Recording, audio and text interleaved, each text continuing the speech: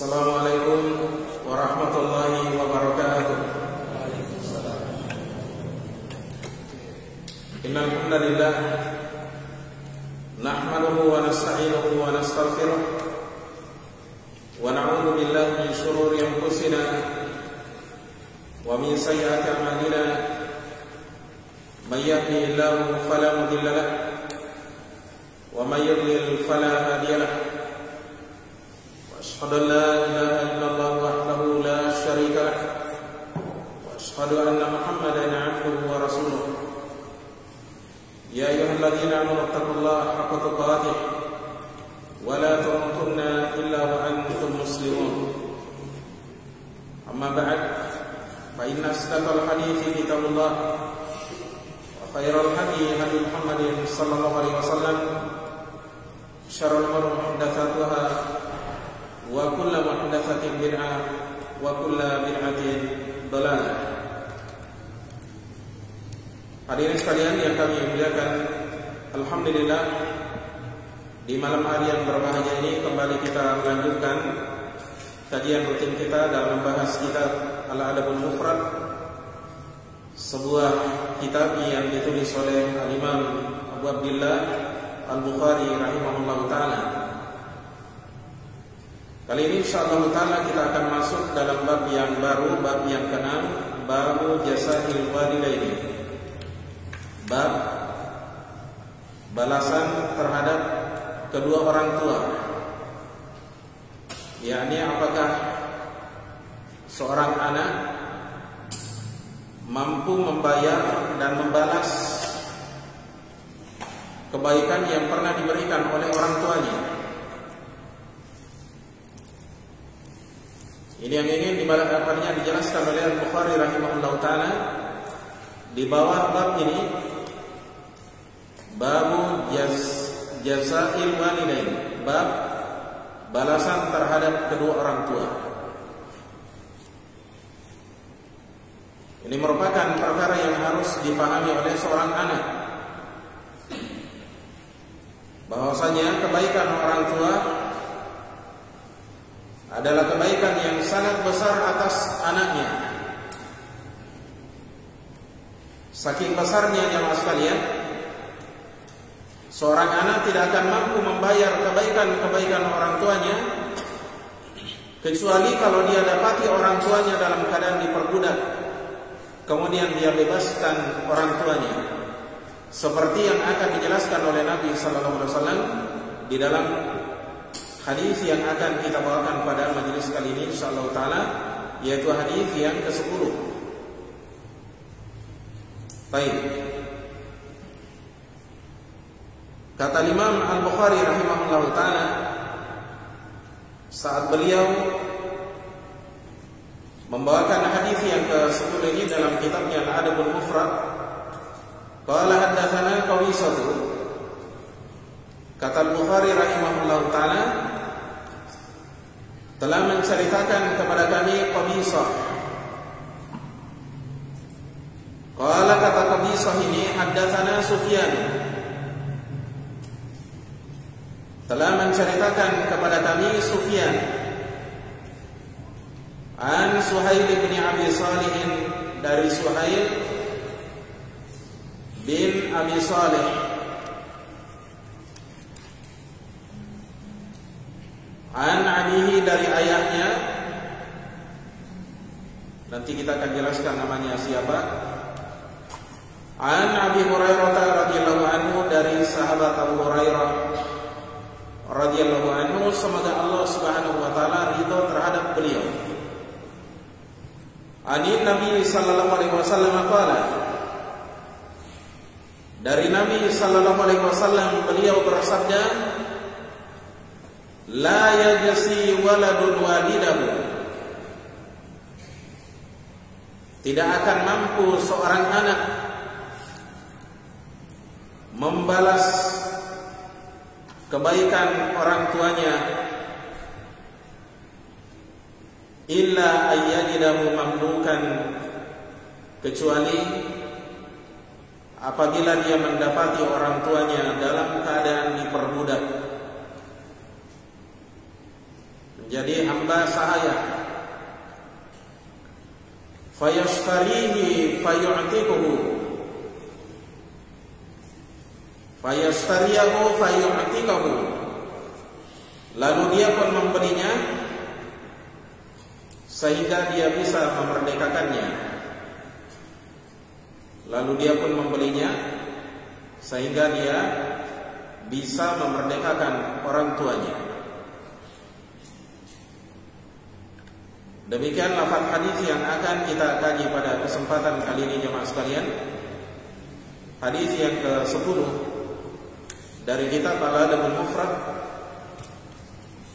Dan seperti biasanya metode yang kita gunakan setelah kita bawakan lafaz hadisnya, berikutnya kita kembali ke awal dari lafaz hadis ini untuk kita jelaskan lebih terperinci lagi insyaallah taala. Pertama kita akan jelaskan rawi-rawi yang meriwayatkan hadis ini.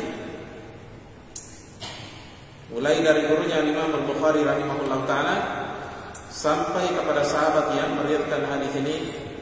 Dalam hal ini adalah sahabat Abu Hurairah Ad-Dausi radhiyallahu anhu. Baik. Kata Imam Al-Bukhari rahimahullahu taala, qala haddatsana Qabisah, telah menceritakan kepada kami Qabisah. Yang dimaksud dengan Qabisah di sini adalah Qabisah bin Uqbah As-Suwa'i, pakai hamzah. As-Suwa'i, wawunya panjang kemudian hamzah, diakhiri dengan ya nisbah. Beliau ini merupakan gurunya Al-Bukhari rahimahullah ta'ala yang berasal dari negeri Kufah. Beliau merupakan rawi yang saduq, artinya orangnya jujur. Dan rawi yang seperti ini biasanya hadisnya hasan, kecuali kalau dikuatkan oleh rawi yang lain, maka naik derajatnya menjadi sahih. Jadi nama aslinya adalah Qabisah bin Uqbah rahimahullah ta'ala, dan beliau ini termasuk min sigori atba'i tabi'in, ya junior di kalangan tabi'ut tabi'in. Beliau wafat pada tahun 215 Hijriah. Adapun hadis-hadisnya beliau, maka hadis-hadisnya beliau diriwayatkan oleh ashabul kutubis sittah, yakni Bukhari, Muslim, Abu Daud, At-Tirmidzi, An-Nasa'i dan Ibnu Majah. Kemudian kata Qabisah bin Uqbah, qala haddatsana Sufyan, katanya telah menceritakan kepada kami Sufyan. Yang dimaksud dengan Sufyan di sini adalah Sufyan Ats-Tsauri, Sufyan ibnu Sa'id Ats-Tsauri, seorang rawi yang thiqah. Bahkan dikatakan oleh Al-Hafidz Muhajar bahwasanya beliau adalah thiqatun hafidun faqih, seorang rawi yang thiqah, hafidz, faqih, paham agama. Ya, dan beliau merupakan salah seorang di antara ulama yang dikenal akan keilmuannya. Beliau merupakan ulama yang paling masyhur di zamannya, paling berilmu di zamannya, yakni Sufyan bin Sa'id Ats-Tsauri rahimahullah ta'ala. Beliau ini juga berasal dari negeri Kufah. Ya, berasal dari negeri Kufah. Dan beliau termasuk dari kalangan kibaru atba'i tabi'in, pembesar di kalangan tabi'ut tabi'in. Disebutkan oleh sebagian di antara ulama kita bahwasanya beliau meninggal pada tahun 167 Hijriah. Adapun hadis-hadisnya beliau, maka hadis-hadisnya diriwayatkan oleh ashabul kutubis sittah, yakni Bukhari, Muslim, Abu Daud, At-Tirmidzi, An-Nasa'i dan Ibnu Majah. Baik. Kemudian kata Sufyan Ats-Tsauri rahimahullah taala, an Suhail bin Abi Salih, dari Suhail bin Abi Salih. Suhail bin Abi Salih As-Samman As-Sayyad, karena beliau penjual minyak, bapaknya penjual minyak. Namanya nanti kita akan sebutkan Dakwan, ya bapaknya.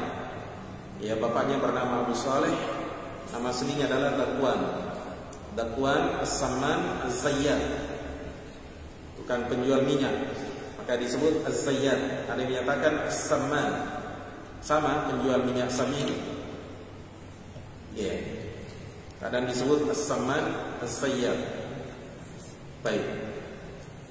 Dan Suhail bin Abi Saleh ini merupakan rawi yang saduq. Merupakan rawi yang saduq.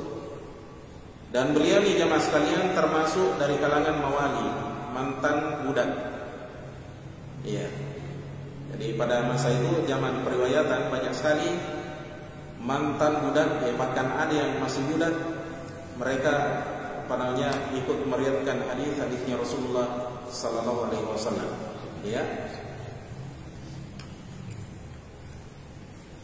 Kemudian kata beliau an abihi, dari bapaknya. Sebelum kita sebutkan bapaknya, beliau ini tidak dijelaskan tahun kelahirannya, kapan beliau, tahun kematiannya beliau tidak disebutkan. Cuma disebutkan bahwasanya dia meninggal pada masa pemerintahan Khalifah Al-Mansur. Baik. Dan hadis-hadisnya diriwayatkan oleh ashabul kutub sittah, yakni Bukhari, Muslim, Abu Daud, At-Tirmidzi, An-Nasa'i dan Ibnu Majah. Baik. Kemudian kata Suhail bin Abi Saleh an abihi, dari ayahnya. Ayahnya sudah kita sebutkan tadi bahwasanya ayahnya bernama Dakwan. Dakwan as-Samman az-Zayyat. Beliau ini merupakan rawi yang thiqah. Dari kalangan tabi'in, beliau wafat pada tahun 101 Hijriah. Dan hadis-hadisnya diriwayatkan oleh ashabul kutub sittah, yakni Al-Bukhari, Abu Daud, Al-Bukhari, Muslim, Abu Daud, At-Tirmidzi, An-Nasa'i dan Ibnu Majah.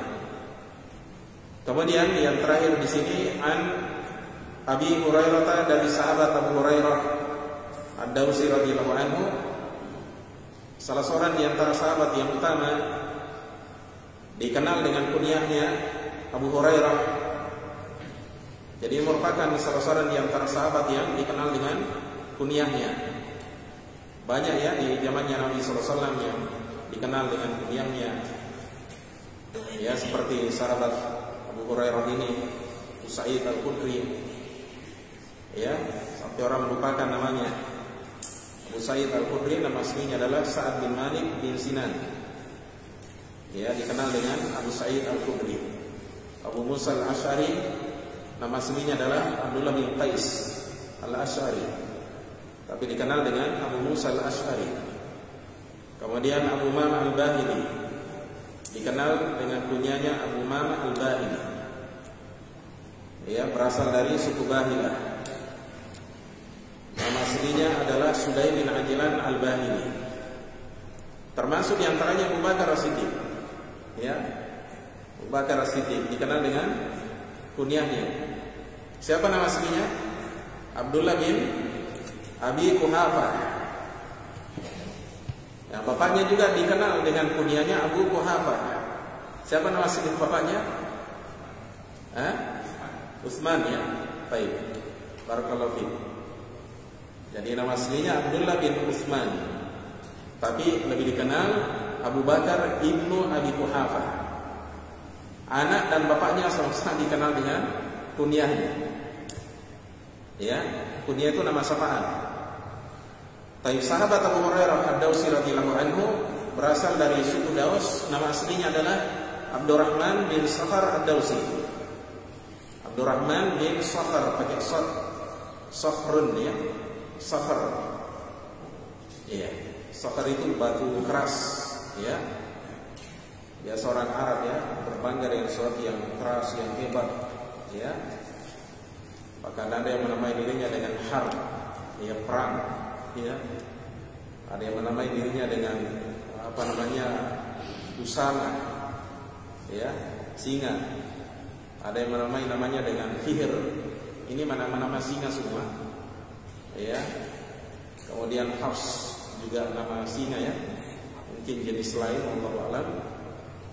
Yang jelas mereka dahulu itu menggunakan nama-nama yang menyeramkan, menunjukkan kehebatan, kekuatan, Jadi beliau nama aslinya adalah Abdurrahman bin Sakhar ad-Dawsi. Ya. Beliau ini adalah sahabat yang paling banyak meriwayatkan hadis. Sahabat Abu Hurairah. Beliau wafat pada tahun 57 Hijriah. Tahun di mana wafatnya Ummul Mukminin Aisyah radhiyallahu anha. Jadi ada dua ulama yang meninggal di kalangan sahabat dalam satu tahun yang sama. Iya. Ini merupakan tahun musibah ya. Pada masa itu ada dua ulama di kalangan sahabatnya Rasulullah SAW meninggal pada tahun tersebut. Hadirin sekalian yang kami muliakan, kita kembali ke redaksi hadis ini. Kata sahabat Abu Hurairah ad-Dawsi radhiyallahu anhu, anin Nabi sallallahu alaihi wasallam, dari Nabi sallallahu alaihi wasallam. Qala, beliau bersabda, la yajzi waladun walidahu. Seorang anak tidak akan mampu membalas orang tuanya, yakni kebaikan orang tuanya,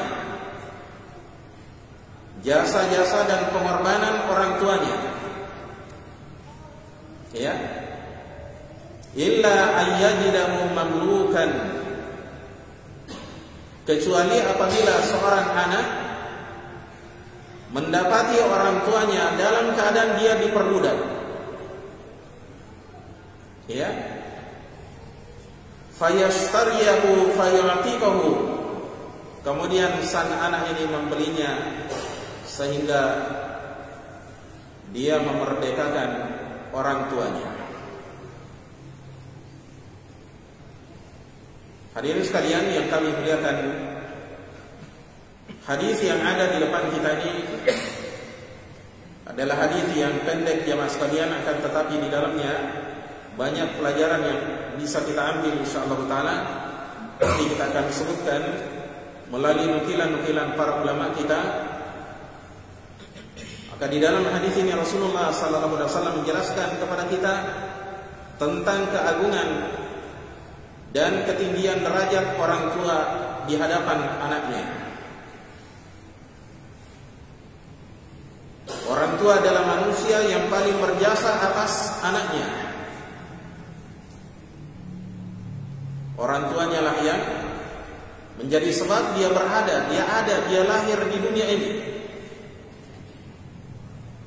Antara ayah dengan ibu kita, mereka berbagi tugas dalam membangun sebuah jasa dan kebaikan atas anaknya. Oleh karena itu kita dapati ayah yang merupakan tulang punggung di tengah keluarganya, keluar pagi, datang ya sore, pulang sore. Bahkan ada di antara mereka jamaah sekalian pulang malam lembur bekerja semata-mata karena sayangnya, cintanya kepada keluarganya. Sementara di rumah ada seorang istri yang setia, memperhatikan rumahnya, menjaganya, merawatnya, bahkan juga menjadi sebab bagi anaknya, kelahiran anaknya.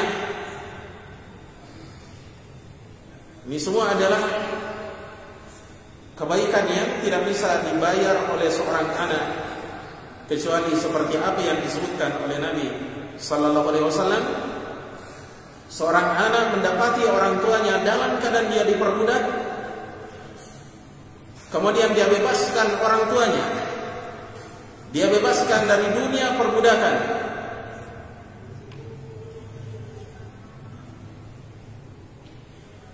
Jadi jasanya orang tua kita, kebaikannya mereka jemaah sekalian, hampir tidak bisa dibayar jemaah sekalian.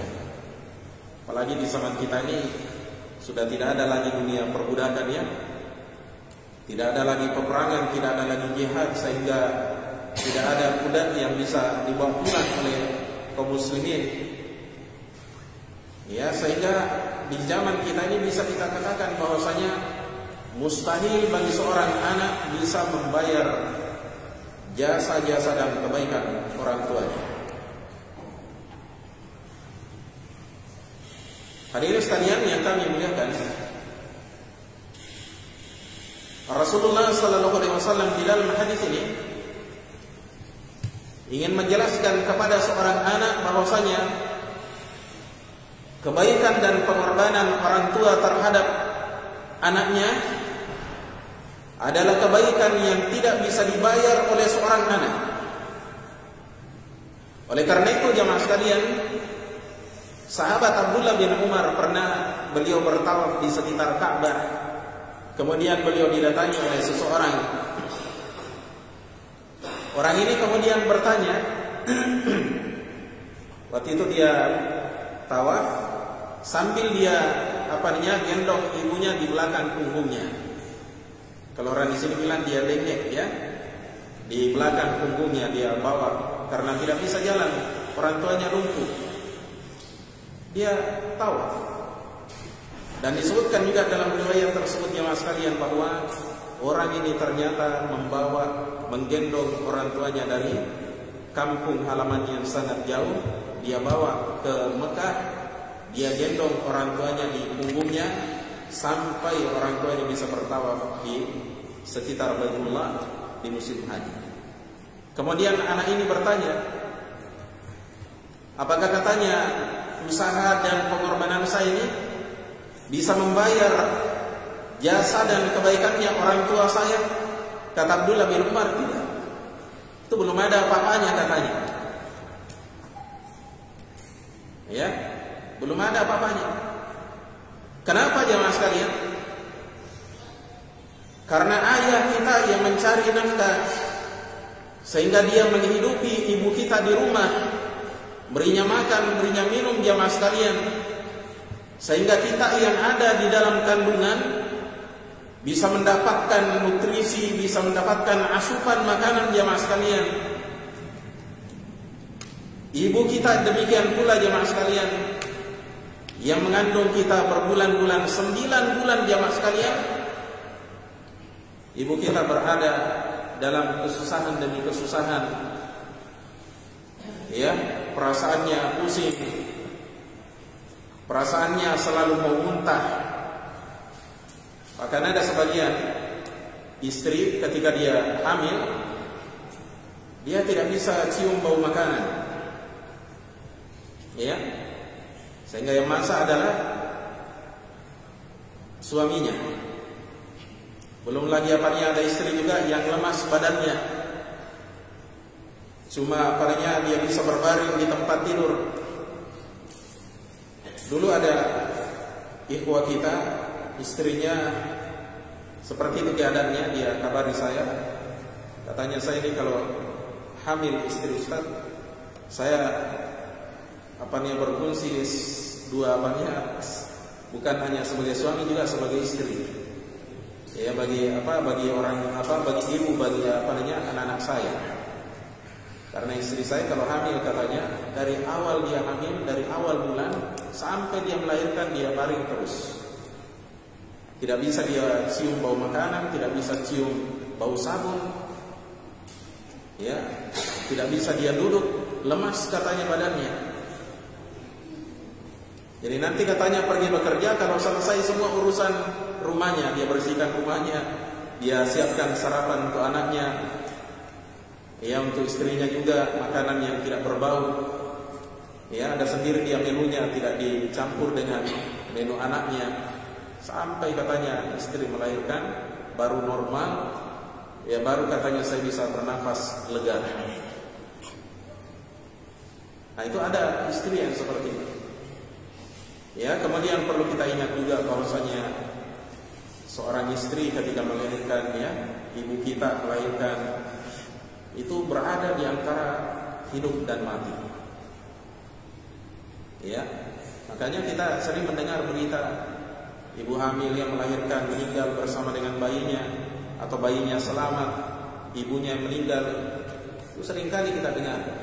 Kenapa jemaah sekalian? Karena memang ini adalah resiko seorang ibu ketika dia melahirkan. Ya. Dari sini juga seorang suami harus mengerti, kalau istri lagi hamil dimanja-manja juga, ya. Jangan sampai dia melahirkan nanti ini saat terakhir kita bersama dengan dia. Ya. Baik.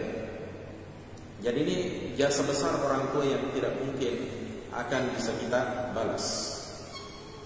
Ya. Oleh karena itu sangat wajar jika Allah Subhanahu wa taala mewajibkan seorang anak untuk berbuat baik dan bakti kepada orang tuanya. Ya. Karena itu Allah Subhanahu wa taala berfirman, "Wa qadara rabbuka alla ta'budu illa iyyah wa bil walidaini ihsan." Ya. Dan Allah Subhanahu wa taala telah memutuskan, yakni telah menetapkan, mewajibkan, jangan kalian menyembah kecuali Allah Subhanahu wa taala saja. Dan hendaknya kalian berbuat baik kepada kedua orang tua kalian. Ya. Jadi hak yang terbesar jemaah sekalian setelah haknya Allah Subhanahu wa taala, datang haknya orang tua kita. Bahkan di dalam sebagian keadaan jemaah sekalian, haknya Allah Subhanahu wa taala terkadang digugurkan oleh Allah Subhanahu wa taala untuk menunjukkan kebesaran dari jasa orang tua kita. Seperti misalnya jihad, itu haknya Allah Subhanahu wa taala. Ketika jihad itu jamaah sekalian hukumnya adalah fardu kifayah. Ya. Kemudian ada seorang anak ingin berangkat berjihad jamaah sekalian, tapi dilarang oleh orang tuanya karena orang tuanya butuh dengan tenaga anaknya. Maka Rasulullah SAW menetapkan bahwasanya anak yang seperti ini boleh dia meninggalkan jihad dan dia pulang ke rumahnya untuk mengurusi orang tuanya. Ya, makanya dalam sebagian hadis Nabi SAW bersabda, "Fafihima fajahid." Maka pada keduanya lah kamu berjihad. Ini Nabi SAW ucapkan kepada seorang sahabat yang minta izin kepada Nabi SAW untuk ikut jihad, tapi Nabi mendengarkan bahwasanya orang ini ada orang tuanya. Ditanyalah, apakah orang tuamu, ibu masih ada? Katanya iya. Kata Nabi SAW, pulang engkau, ya, fafihima fajahid, maka pada keduanya lah engkau berjihad. Artinya kita berbuat baik, berbakti kepada mereka, kita bersabar karena mengurusi orang tua kita, apalagi di masa mereka sudah tua, butuh pengorbanan dan kesabaran dalam mengurusi mereka. Hari ini sekalian yang kami muliakan, kemudian di sini ada satu hal yang dijelaskan oleh para ulama kita, bahwasanya hadis ini menerangkan bahwasanya seorang anak tidak bisa memerdekakan orang tuanya.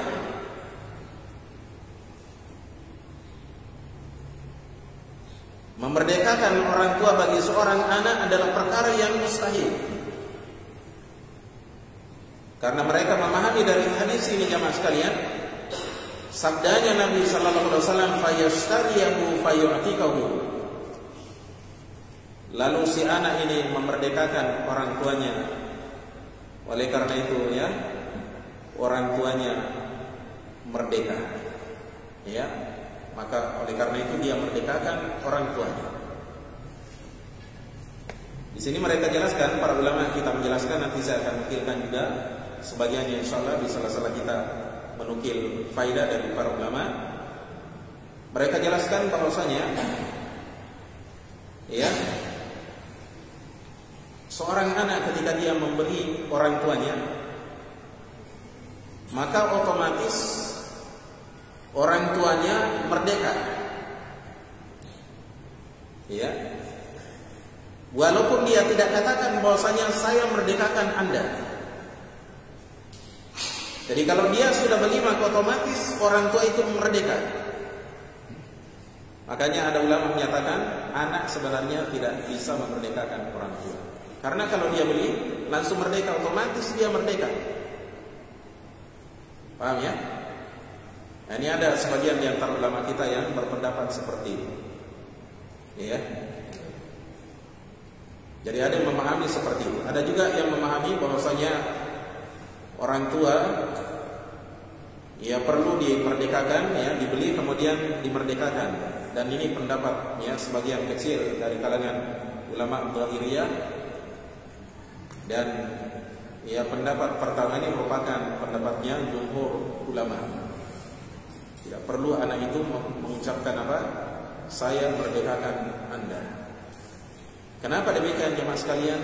Karena tidak akan selaras antara kewajiban berbakti dan berbuat baik kepada orang tua dengan kedudukan mereka sebagai budak. Bahkan seorang anak dianggap durhaka kepada orang tuanya ketika dia memperbudak orang tuanya. Paham ya? Jadi tidak akan selaras perintah kewajiban untuk kapannya berbakti dan berbuat baik kepada kedua orang tua dengan statusnya mereka sebagai budak. Karena haram hukumnya seorang anak memperbudak orang tuanya. Makanya seperti saya katakan tadi, bahwasanya jumhur ulama menyatakan bahwasanya ya anak yang membeli orang tuanya yang diperbudak oleh orang lain otomatis merdeka dari dunia perbudakan, sekalipun anaknya tidak mengucapkan saya merdekakan Anda. Ya.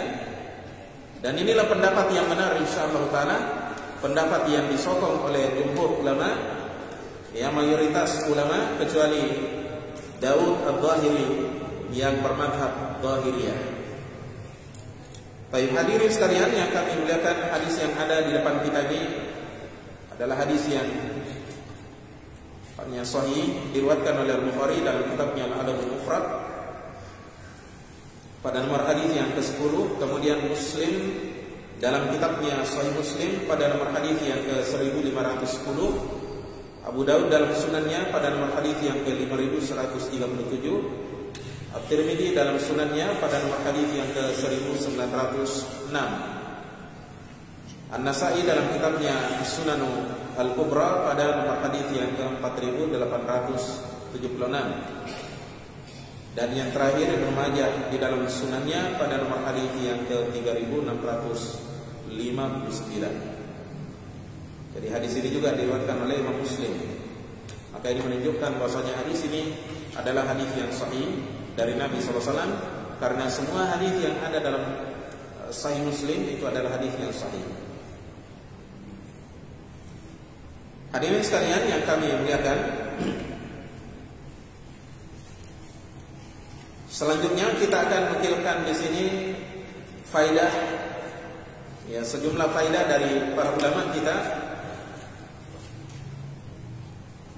Yang pertama, faidah yang pertama kita nukilkan di sini dari Ibnu Hibban Al-Busti rahimahullah taala dalam kitabnya Sahih Ibnu Hibban pada jilid 2 halaman 167. Kata beliau rahimahullah taala ketika membuatkan judul bab bagi hadis ini, dan selalu kita ingat bahwa judul bab itu faidah, kesimpulan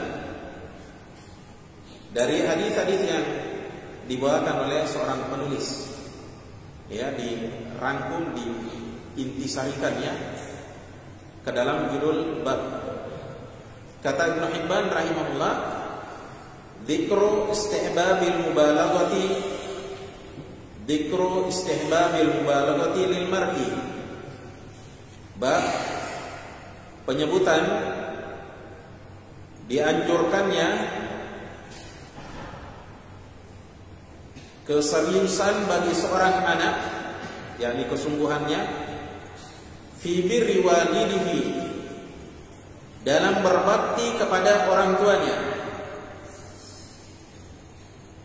raja'al luhuqi bil barrati fihi, karena mengharapkan bergabung bersama dengan orang-orang yang berbakti pada orang tuanya. Karena berharap apa? Bergabung bersama dengan orang-orang yang berbakti kepada orang tuanya. Iya.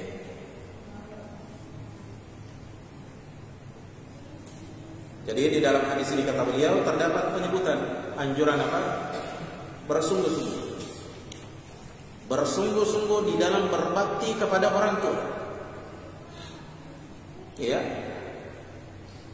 Supaya apa jemaah sekalian? Supaya seorang hamba ya bisa bergabung, bisa dimasukkan oleh Allah Subhanahu wa taala ke dalam golongannya orang-orang yang berbakti kepada kedua orang tuanya. Ke dalam golongan orang-orang yang baik. Selain dia taat kepada Allah, dia taat kepada kedua orang tuanya dalam perkara-perkara yang ma'ruf. Di sini butuh kesungguhan ya. Oleh karena itu para salafus saleh, pendahulu kita yang saleh, subhanallah ya, bagaimana kesungguhannya mereka dalam berbakti kepada kedua orang tuanya. Telah kita jelaskan pada pertemuan yang lalu ya. Bagaimana mereka menghormati, memuliakan orang tuanya. Kalau mereka berjalan di belakangnya.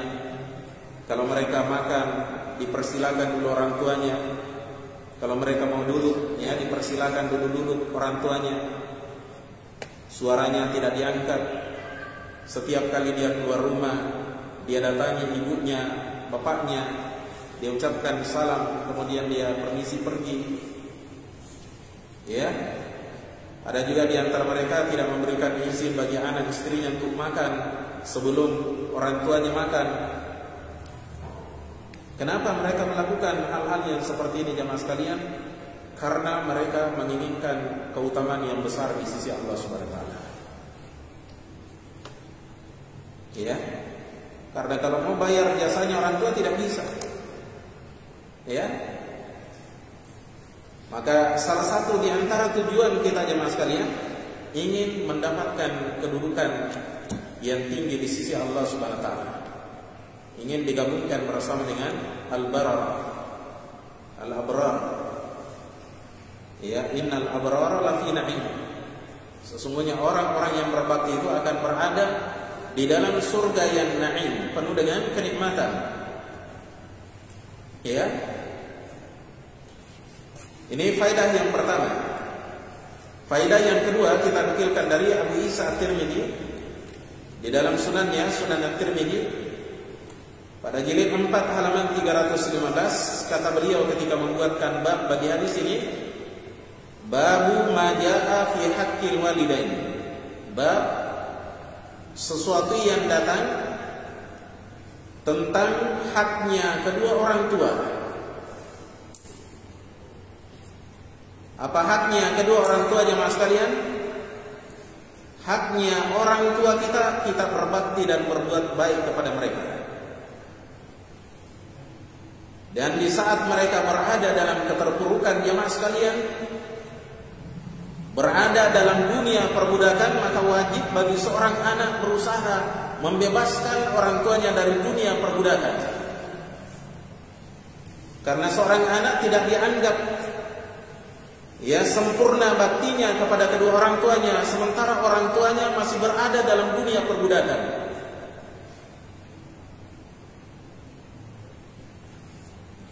Ini haknya orang tua kita. Kemudian faedah yang ketiga, kita nukilkan dari An-Nasa'i rahimahullahu ta'ala melalui kitabnya As-Sunanul Kubra pada jilid 5 halaman 12. Kata beliau ketika membuatkan bab bagi hadis ini, babun ayyur riqabi afdalu. Bab budak apakah yang paling utama? yakni paling utama untuk kita merdekakan. Siapa yang paling pantas kita merdekakan jemaah sekalian? Budak yang bernama orang tua. Kita beli jemaah sekalian supaya dia bebas dari perbudakan. Ya. Dan inilah pemerdekaan dan pembebasan budak yang terbaik, yang terafdal. Seorang anak membebaskan orang tuanya dari dunia perbudakan. Ya. Baik. Kemudian faedah yang berikutnya kita nukilkan di sini dari seorang ulama kita yang bernama Faisal bin Abdul Aziz Al-Huraimini. Al-Huraimini pakai ha. Al-Huraimini melalui kitabnya yang berjudul Tadris Riyadhis Shalihin. Pada halaman 221 kata beliau rahimahullah, wa fihi ta'zimu haqqil walidaini. Di dalam hadis ini kata beliau terdapat pengagungan haknya kedua orang tua. Wa fihi ta'zimu haqqil walidain. Di dalam hadis ini terdapat pengagungan haknya kedua orang tua. Wa annal walada law fa'ala minal birri ma fa'ala la yukafi'uhu illa bi'idki. Dan bahwa seorang anak, andaikan dia melakukan dari bakti apa yang dia lakukan, yakni apa yang dia mampu lakukan, la yukafi'uhu, maka dia tidak bisa membayarnya, tidak bisa membalasnya, illa bi'idki, kecuali dengan memerdekakannya. Ya, kecuali dengan memerdekakannya. Ya.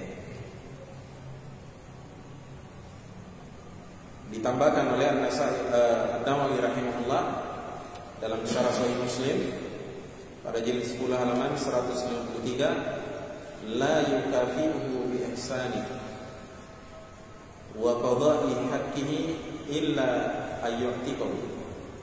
Seorang anak tidak bisa membalas orang tuanya dengan kebaikannya kepada orang tuanya, atau ya dia tunaikan haknya orang tua, kecuali sang anak memerdekakan orang tua.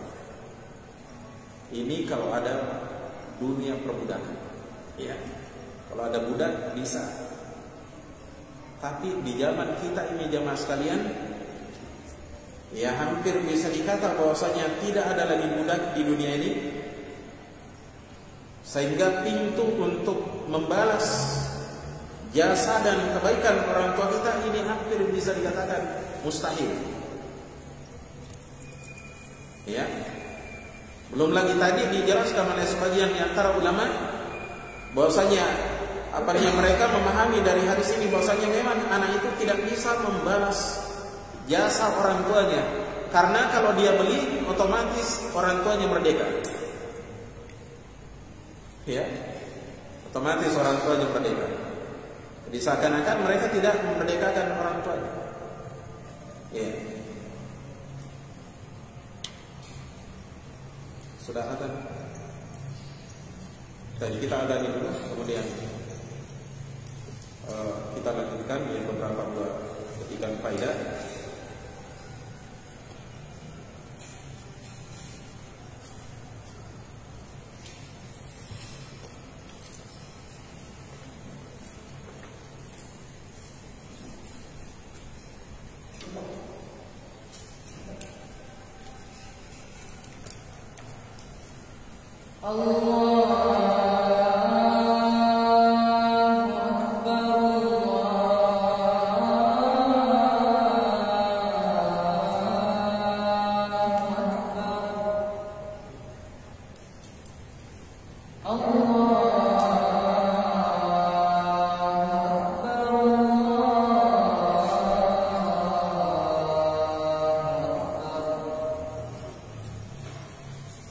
أشهد أن لا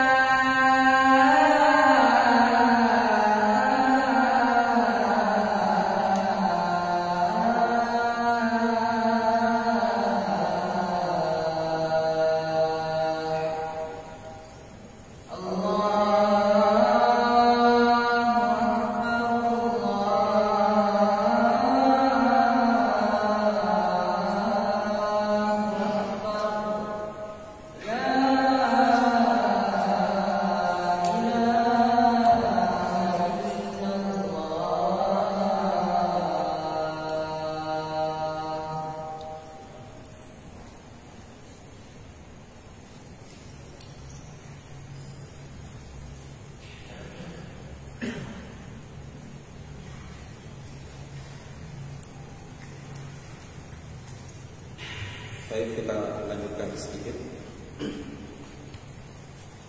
Faedah yang berikutnya kita nukilkan dari Abdurrauf Al-Munawi rahimahullah ta'ala dalam kitabnya At-Taisir di Syarhil Jami' Shaghir pada jilid 2 halaman 973. Ar-raqiqu kama'dumin. Ar-raqiqu kama'dumin. Budak itu seperti sesuatu yang tidak ada. Ya. Artinya tidak ada nilainya, tidak dianggap. Dia seperti barang, bisa diperjualbelikan, bisa diwariskan, ya.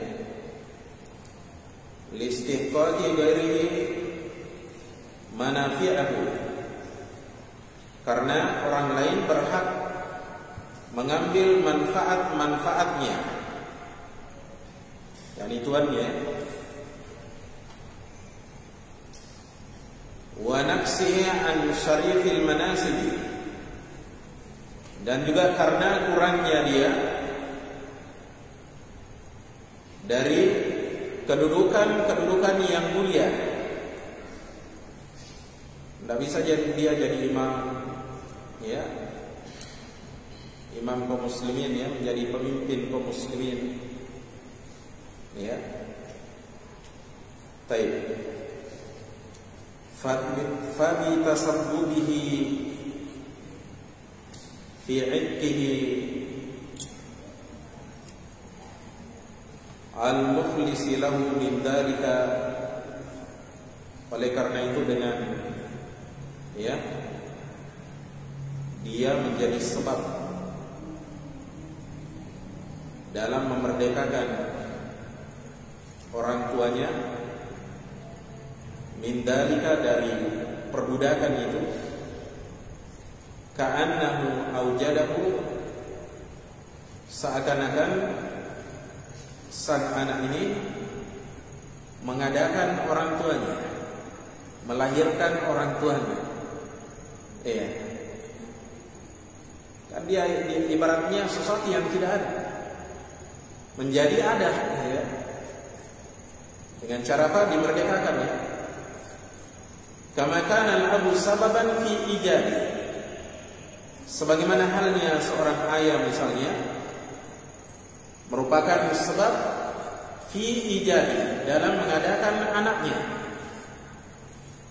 Kita ketika belum lahir, belum dikandung, belum dilahirkan, ya, kita ibaratnya sesuatu yang tidak ada nilainya, tidak dianggap,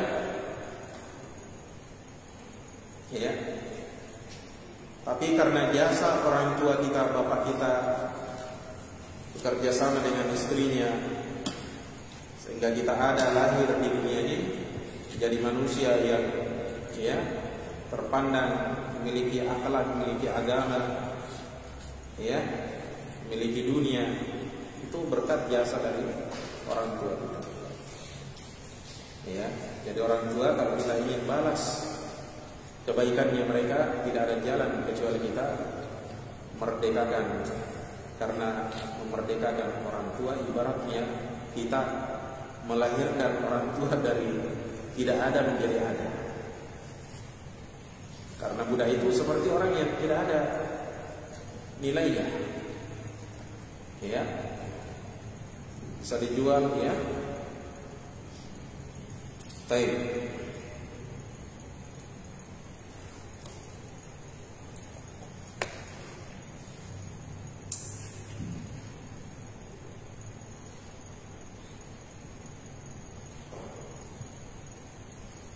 Faedah yang berikutnya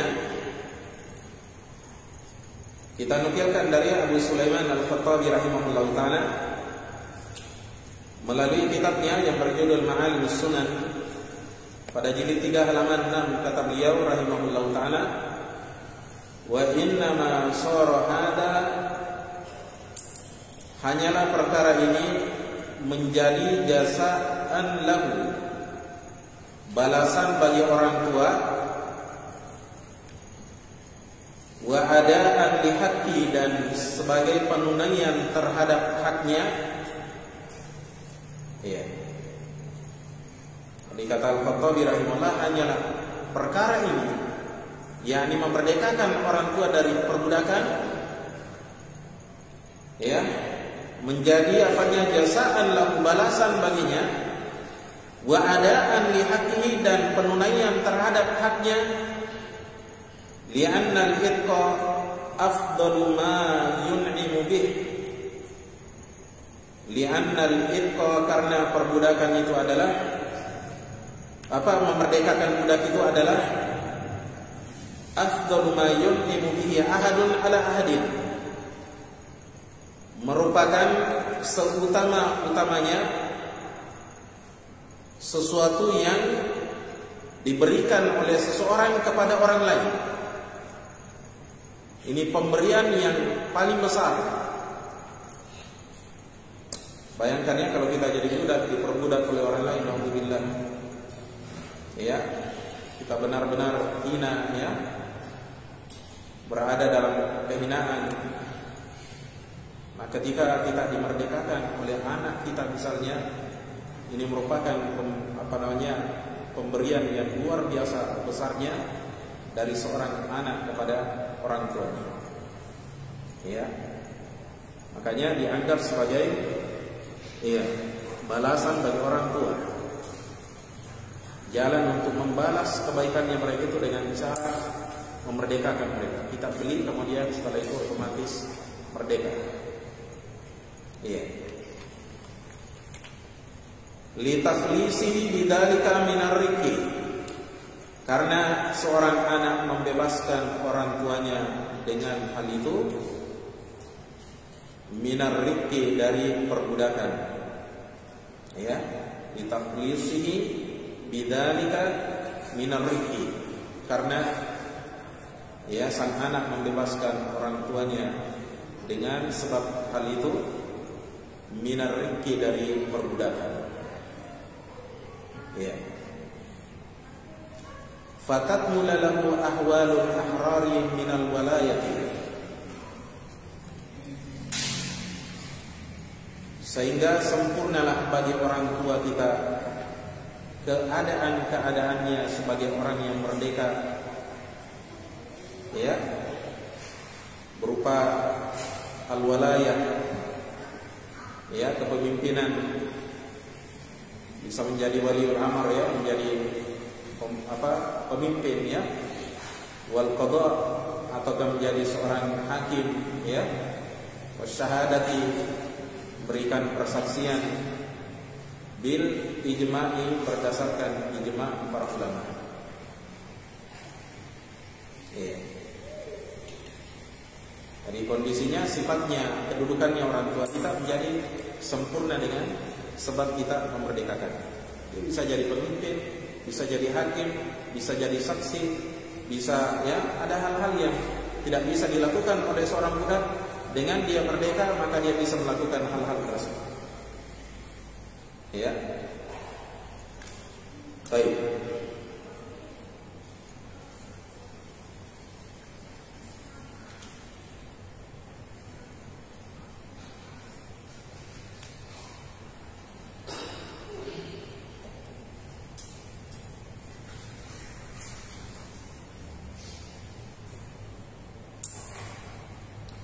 Faedah yang berikutnya kita nukilkan dari seorang ulama yang bernama Abul Abbas Al-Qurtubi melalui kitabnya yang berjudul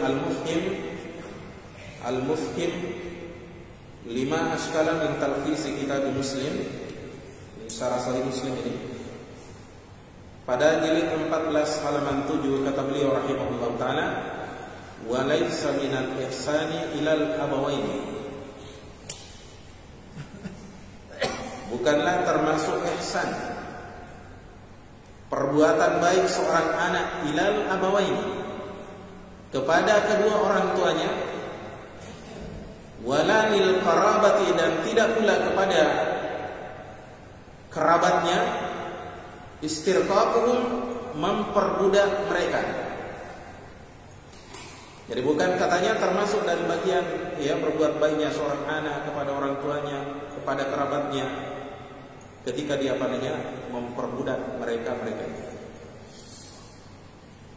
Oleh karena itu seperti yang saya katakan tadi, ada di antara ulama menyatakan bahwasanya ketika anak membeli orang tuanya, membeli kerabatnya yang berasal dari kalangan mahramnya, saudaranya, ibunya, ya, neneknya, bibinya, otomatis mereka semua ini langsung merdeka. Kenapa jemaah sekalian? Karena tidak layak, ya, tidak selaras, ya, tidak wajar seorang anak yang ingin berbuat baik kepada mereka ini, orang tua dan kerabatnya, kemudian mereka memperbudaknya. Ya, baik. Fa inna nafsal istirqaqi wa baqa'al yadi 'alal mustariqi idlalun lahu wa ihanatun. Fa inna nafsal istirqaqi, karena memperbudak mereka itu sendiri, wa baqa'al yadi 'alal mustariqi, dan ya tetapnya kekuasaan, ya, kendali atas orang yang diperbudak, idlalun, semua itu merupakan apa? Penghinaan terhadapnya, wa ihanatun, dan perendahan. Sementara anak dituntut bagi dia untuk apa? Ya, berbakti sama orang tuanya, sama kerabatnya. Tapi malah dia perbudak, maka ini merupakan penghinaan. Ya. Hadirin sekalian yang kami muliakan,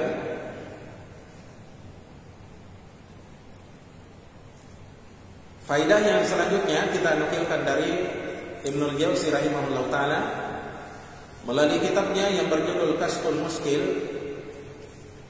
Pada jilid 3 halaman 566 kata beliau rahimahullah, "I'lam anna man ishtara abahu." Ketahuilah bahwa barang siapa yang membeli bapaknya, orang tuanya, ataqa alaihi binafsi syira'i,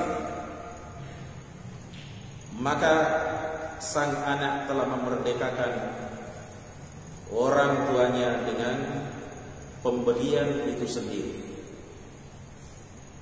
Ya, dengan sebab apa? Pembelian itu sendiri. Min ghairi ayyatalaffadha bil 'itqi, tanpa harus melafadzkan kemerdekaan.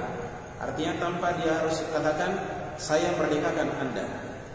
Sekedar dia beli, jamaah sekalian, otomatis merdeka. Ya.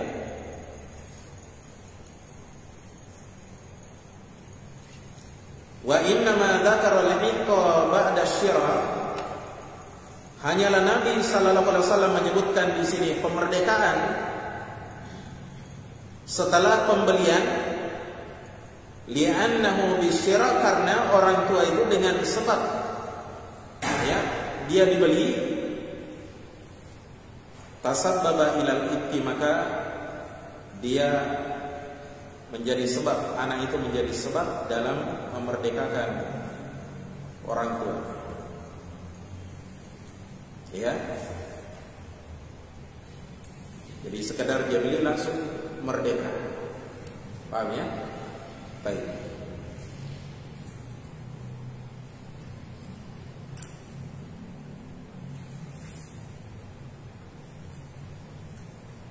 Faedah yang berikutnya kita nukilkan dari seorang ulama yang bernama Ibnu Hubairah As-Syaibani rahimahullahu taala melalui kitabnya Al-Ifsah an Ma'ani Sihah, Al-Ifsah an Ma'ani Sihah, jilid 8 halaman 112.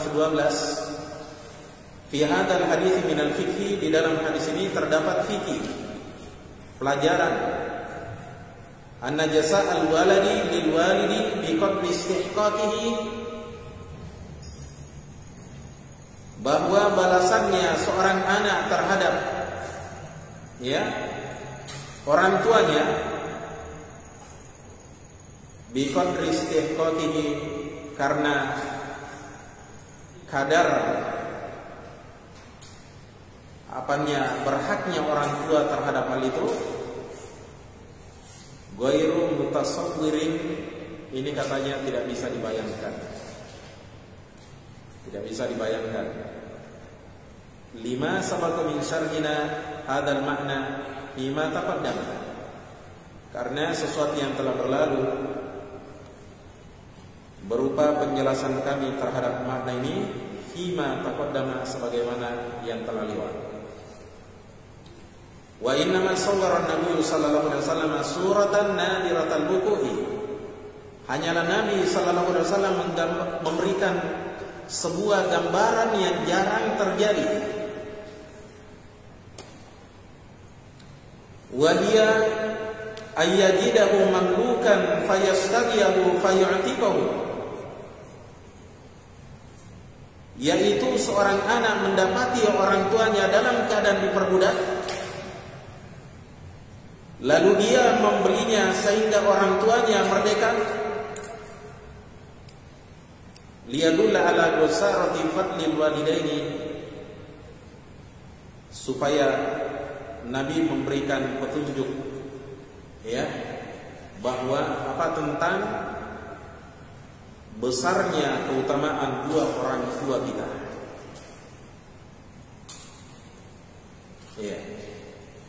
Artinya begini, beliau jelaskan kepada kita bahwasanya balasan anak kepada orang tuanya itu sesuai dengan kadar berhaknya memang mereka untuk diberikan hal itu, bakti dan perbuatan baik kepada mereka. Tapi hal itu katanya hal yang tidak bisa dibayangkan, artinya perkara yang mustahil. Perkara yang mustahil. Kenapa mustahil jemaah sekalian?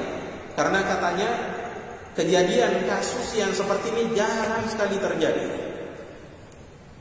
Ada orang tua diperbudak, kemudian anaknya memerdekakan orang tuanya. Tapi kenapa Nabi sallallahu alaihi wasallam menyebutkan contoh yang seperti ini jemaah sekalian?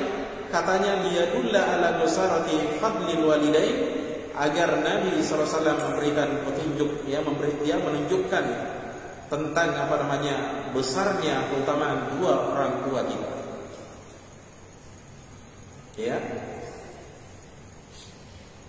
Baik.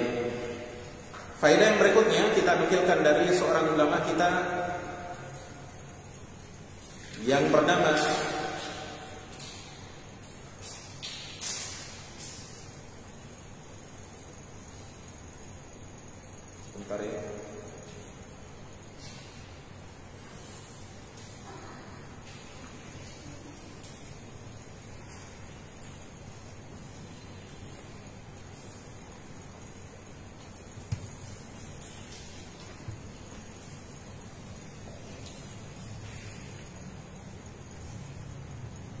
beliau bernama Abdullah bin Abdurrahman Al-Bassam rahimahullahu taala. Di dalam kitabnya Tawdihul Ahkam min Bulughil Maram, pada jilid 7 halaman 252, kata beliau rahimahullahu taala,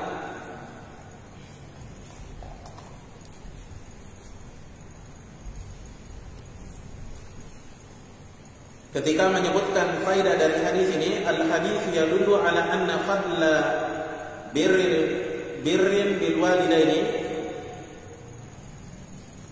Hadis ini menunjukkan bahwa keutamaan bakti kepada kedua orang tua, au ahadihima, ataukah salah satu di antara keduanya, wa ayyajida abahu au ummahu raqiqan mamlukan, yaitu seorang anak mendapati ayahnya atau ibunya sebagai seorang budak, ya hamba yang diperbudak, sebagai seorang hamba yang diperbudak, fayashtariyahu wa yu'tiquhu, lalu sang anak membelinya dan memerdekakannya, ya, dan memerdekakannya. Baik. Dari hadis ini juga ditetapkan ya bahwasanya ini isbatu ar-riqi fil Islam. Ya, di dalam hadis ini terdapat perbudakan di dalam Islam. Hanya saja sekali lagi saya tegaskan bahwa perbudakan di dalam agama kita adalah perbudakan yang paling baik, yang terindah dalam sejarah kemanusiaan, ya, melebihi perbudakan dalam seluruh agama.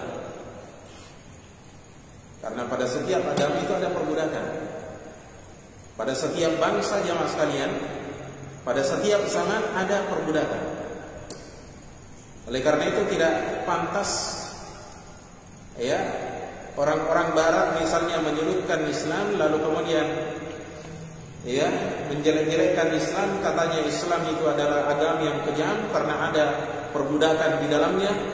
Kita katakan bahwa perbudakan di dalam agama kita memang ada, akan tetapi dia adalah perbudakan yang paling indah. Kenapa jemaah sekalian saya katakan perbudakan yang paling indah? Karena agama kita,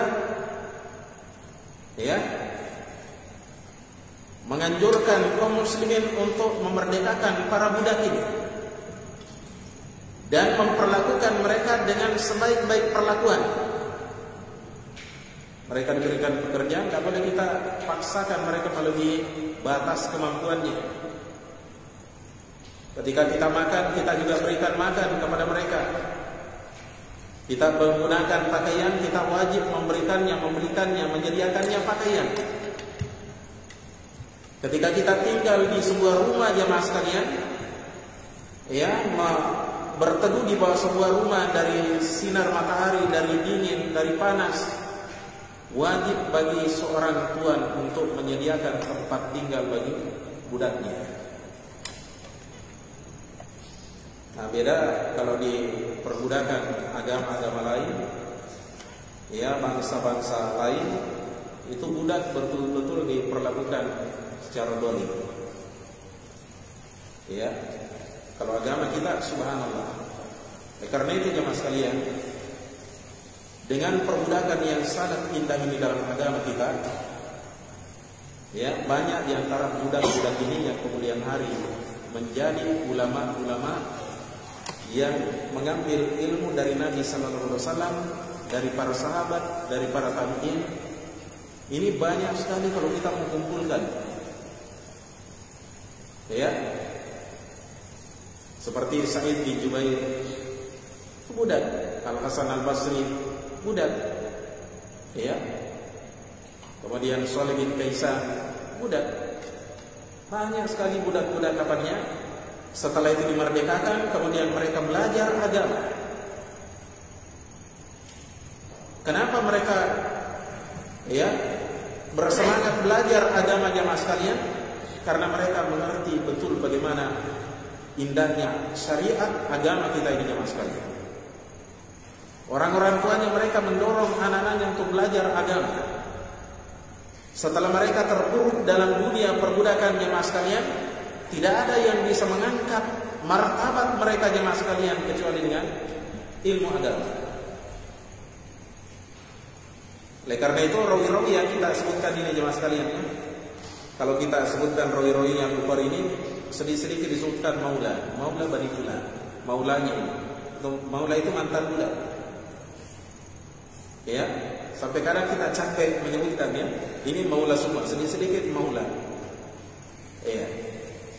Dan banyak di antara mereka jemaah sekalian masuk ke dalam Islam